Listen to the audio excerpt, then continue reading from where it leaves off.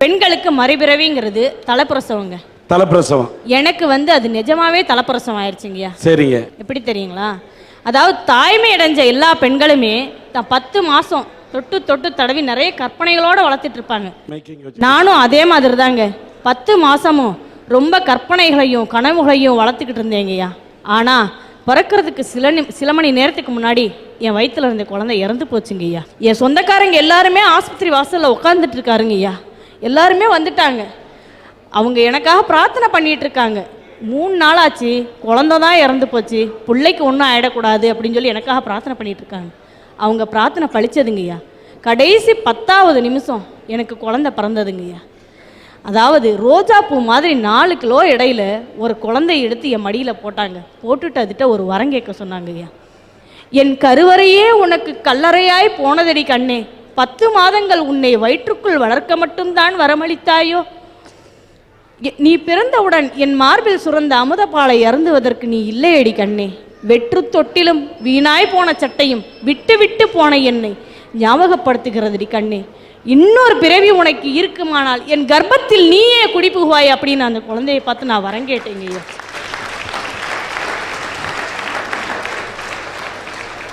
அப்போ என் சொந்தக்காரங்க எல்லாருமே என் கையை பிடிச்சிக்கிட்டு ஆறுதல் சொன்னாங்க. ஐயா, ரோஜா செடியிலேருந்து ஒரு பூ உதிர்ந்ததுங்கிறக்காக நீ கவலைப்படாதம்மா, இன்னொரு பூ பூக்கும் அப்படின்னு ஆறுதல் சொன்னாங்க.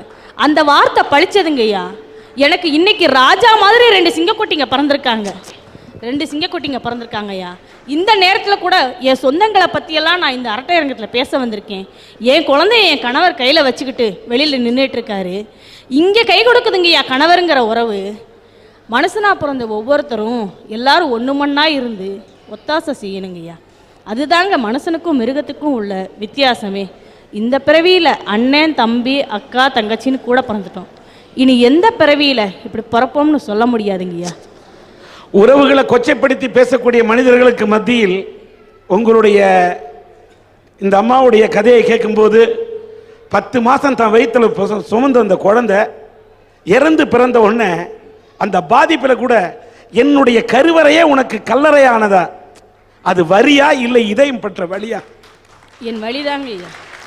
இப்படி பேசுறதுக்கும் அந்த சுகமான சுமைகளை எண்ணி பார்த்து தான் பெற்றெடுத்த குழந்தையை தன் கணவன் அங்கு இந்த அரங்கத்தில் சுமந்து கொண்டிருக்கிறார் என்று அந்த பெண் சொல்கிறார் என்றால், இப்படி நல்ல கணவன் அமைந்த பெண்களும் இருக்கிறார்கள். மனைவி அமைவதெல்லாம் இறைவன் கொடுத்த வரம் என்பதை போல கணவன் அமைவதெல்லாம் கடவுள் கொடுத்த வரம் என்று உங்களுக்கு அமைந்த கணவன் கடவுள் கொடுத்த வரம் என்று உங்களை மனதார வாழ்த்துகிறேன்.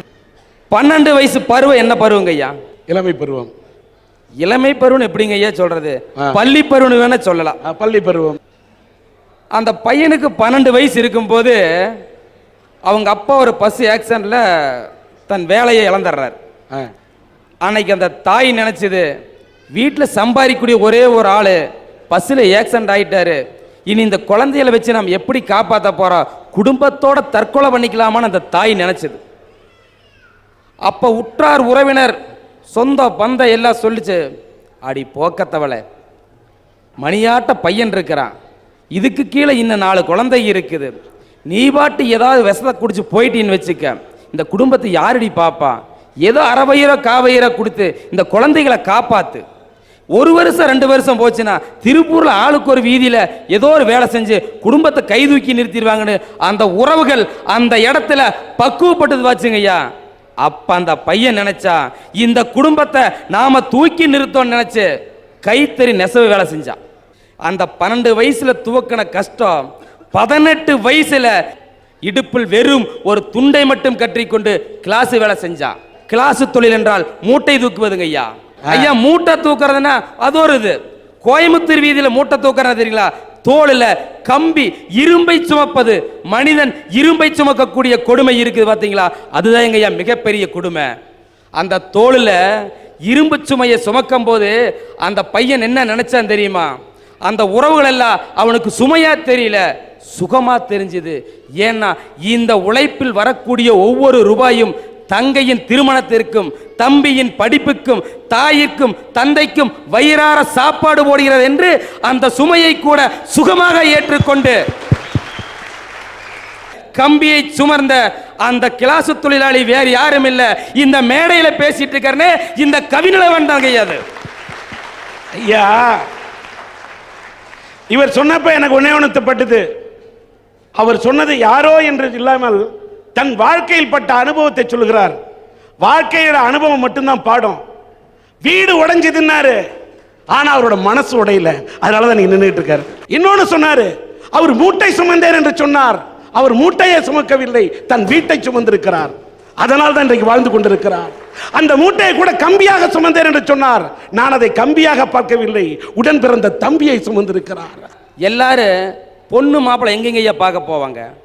பொண்ணை வீட்டில் பார்ப்பாங்க, மாப்பிள்ளையும் வீட்டில் தான் பார்ப்பாங்க. ஆனால் எனக்கும் ஒருத்தர் பொண்ணு கொடுத்தாரு பார்த்தீங்களா?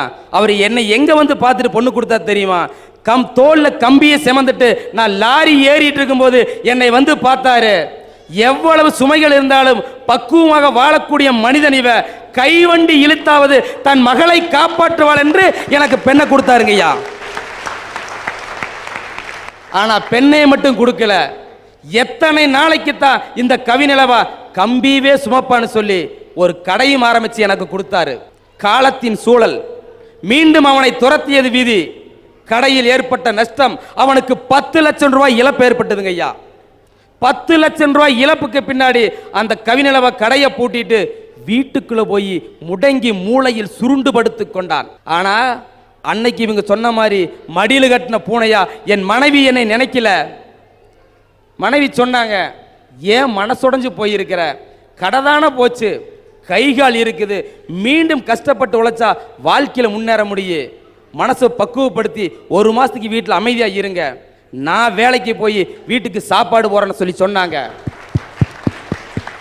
ஆனா நினைக்கலாம் நீங்கெல்லாம், திருப்பூர் வீதியில உங்க மனைவி வேலைக்கு போறதுன்னு புதுசா நினைக்கலாம். அந்த பெண் தன் பள்ளி பருவத்திலிருந்து திருமண வயது வரைக்கும் மளிகை கடைக்கு கூட சென்று பொருள் வாங்குவதற்காக வெளியே செல்லாத பெண் திருப்பூர் பனியன் கம்பெனிகளில் வேலை செய்து எனக்கு சோறு போட்டு என்னை பக்குவப்படுத்தினாள். மனைவி என்ற உறவு. ஒரு நாள் அந்த மனைவி வேலை செஞ்சுட்டு வந்து வீட்டில் படுத்திருந்தது. அந்த கையை போய் நான் பார்த்தேன், கைகள் அப்படியே செவந்து இருக்குது. எனக்கு என்ன சொல்றேனே ஒன்றும் புரியல. அப்படியே அந்த 2 கைகளையும் எடுத்து என் கன்னத்தில் வைத்து இப்படியே அணைத்திக் கொண்டேன். என் கண்கள் இருந்து கண்ணீர் அந்த கைகளின் மீது விழுந்தது. அப்பொழுதுதான் தெரிந்தது, கவியரசர் கண்ணதாசனுடைய 4 வரிகள் என் மனதுக்குள் ஓடியது. உன்னை கரம் பிடித்தேன், வாழ்க்கை ஒளிமயமானதடி, உன்னை மணந்ததனால் சபையில் புகழும் வளர்ந்ததடி. ஐயா, கண்ணதாசன் பெண்ணை மணந்ததனால் சபையில் புகழும் வளர்ந்ததடி சொல்லுவாரு. ஆனா எனக்கு அந்த நேரத்தில் என்ன சொல்ல தெரியுமா? உன்னை மணந்ததால் இந்த சபையில் புகழும் வளர்ந்ததடி தான் எனக்கு பாட சொல்லுச்சு. இப்படித்தாங்க ஐயா உறவுகள் ஒண்ணுக்குள்ள ஒண்ணு பின்னி கிடக்குது. இவங்க ஏதோ பேசிட்டு இருக்கிறாங்க. உறவுகளை தயவு செய்து கொச்சைப்படுத்தாதீர்கள். அவர் சொன்னாரு உறவை பத்தி, சினிமாவில் வரக்கூடிய நிழல் அல்ல உறவு, மனித வாழ்க்கையில் இருக்கக்கூடிய நிஜங்கள் உறவு. அந்த உறவை தயவு செய்து கேவலப்படுத்தாதீர், தயவு செய்து கொச்சைப்படுத்தாதீர்கள். மனித சமுதாயத்தில் உறவுகள் என்றுமே கொடுக்கக்கூடிய சுமைகள் எல்லாம் சுகமாக ஏற்றுக்கொண்டால் நிச்சயமாக பக்குவப்பட்ட மனிதனாக இந்த உலகத்தில் வாழ்ந்து காட்ட முடியும் என்பதற்கு நானே ஆதாரமாக சொல்லி அமர்கிறேன். இப்படி இவர் பேசிக்கிட்டு இருக்கிறது மத்தியில் ஏதோ சும்மா ஒரு நிகழ்ச்சியை வந்து பார்த்தோம், ஏதோ சிரிச்சனும் இல்லாமல் வாழ்க்கையில் எவ்வளவு கஷ்ட நஷ்டம் இருக்கு, வாழ்க்கையில் மனித உறவுகளில் எவ்வளவு பிரச்சனை இருக்கு, மனிதன் எப்படி வாழ்க்கையில் போராடுகிறான் என்பதை நாம் அறிந்து கொள்ள வேண்டும். நம்முடைய கோவையைச் சேர்ந்த செயின்ட் ஜோசப் ஹோம் முதியோர் இல்லத்திலிருந்து இங்கே சில பேர் வந்திருக்காங்க, ஒரு 6 பேர் வந்திருக்கிறாங்க. அவங்கள மேடைக்கு அழைக்கிறேன்.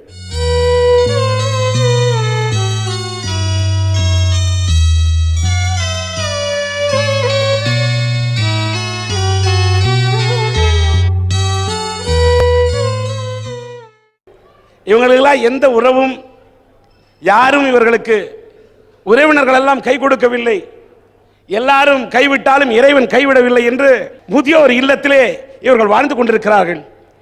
நல்ல இதயங்களை இவர்களை வாழ வைத்துக் கொண்டிருக்கின்றது. இந்த அம்மா புஷ்பா பேசுறாங்க, ஒரு பள்ளிக்கூட ஆசிரியா இருந்தாம்மா. புஷ்பாம்மா பேசுங்க. கொஞ்சம் வசதியான குடும்பத்தில் பிறந்தவோ. சரி. 5 ஆண் மக்களை பெற்றெடுத்து ஒவ்வொன்றையும் இதுவும் விளைக்கிட்டுன்னு கையொழைச்சு கொஞ்சம் பூமி எல்லாம் இருந்துச்சு சொத்து, அதை விற்று 5 கல்யாணத்தையும் நான் தான் முடிச்சு.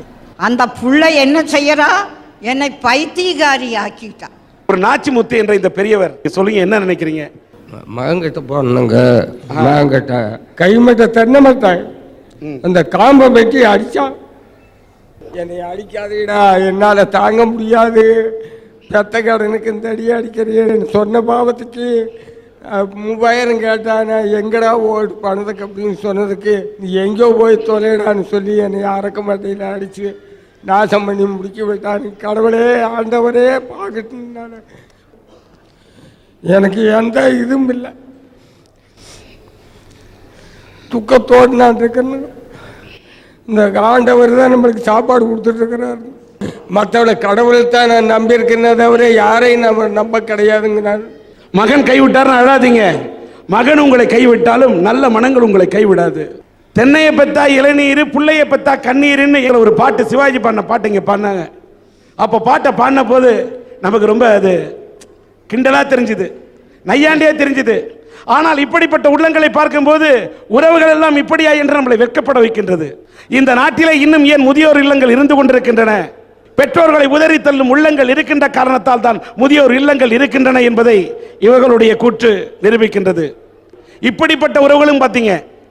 அதனால் உறவுகள் எதற்காக என்று 4 விதமாக இங்கே வாதாடுகிறார்கள் என்றால் அதில் 1000 அர்த்தம் இருக்கிறது என்பதை நீங்கள் உணர வேண்டும்.